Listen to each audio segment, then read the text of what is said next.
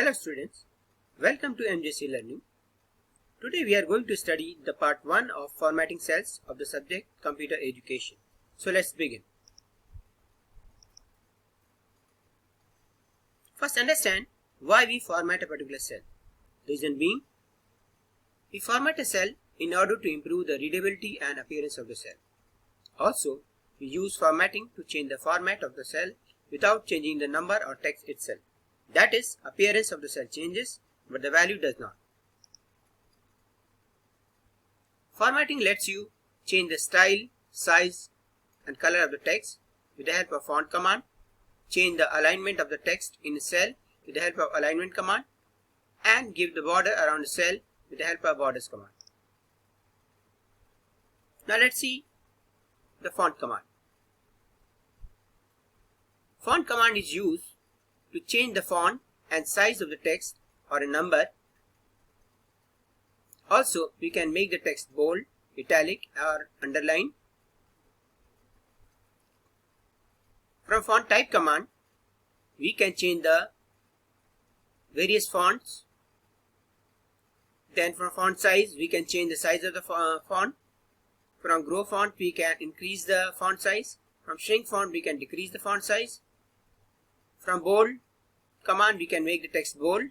From italic, we can make the text italic. And from underline, we can make the text underline. Now here, I'll change the font of the text MJC Learning. First I select the text and then I go to font type command. Here I select Arial Black.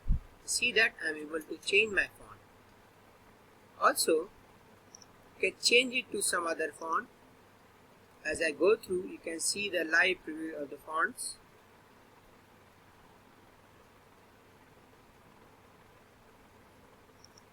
Yes, I am able to change to some other font. Now, I can change the font size of this text. As you can see here, with the font size command. Also, I can increase the font with the help of grow font. This is grow font command. And I am able to decrease the font with the help of shrink font command. Right? Now, we'll see bold command. Now this B letter denotes the bold command. I select the text and I click on B. That is getting changed to bold. I click on italic. It is getting changed to italic. And I click on underline. It is getting underlined. Now the shortcut key for bold it is Ctrl B. Shortcut key for italic is Ctrl plus I. And shortcut key for underline is Ctrl U. So if you don't want to use the commands on the ribbon, you can use the shortcut keys.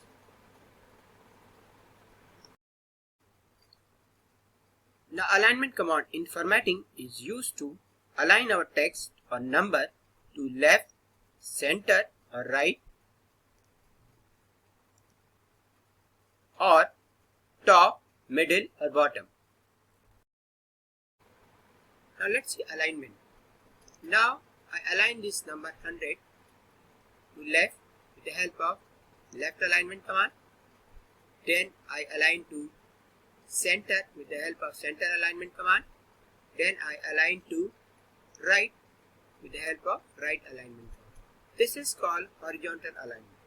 And now let's see what is a vertical alignment.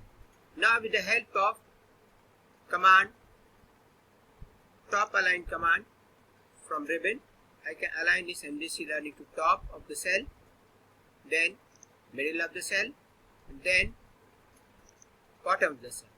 So this is alignment of the text in the cell.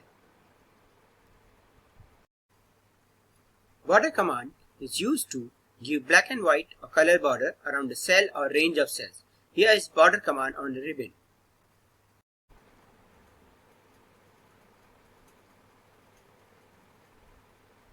Here I am going to give the border to this table Let's select this table. Then I go to border command and click on all borders. So I'm able to give the border to the table. Now border command has other options like top border, bottom border or no border, and also it has erase border, line color, line style, and if you don't want this kind of border, can have your some other borders. Now I'll click on heading of this table and go to the font color option. I select some color and you can see that I am able to give the color to the heading of the table. Now I can select rest of the data and give the color to that also. Similarly, one more thing I would like to tell you, that is I can give the color to the cell. Click here and I am able to give the color to the cell. Now let's quickly summarize what we have studied till now. We have studied how to change the font, size and color of the text, how to make the text bold, italic and underline, how to align the cell content, and how to give the border around the cells.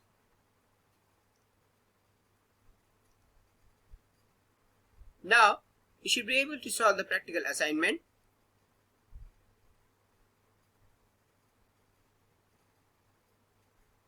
We'll learn more about cell formatting in part 2.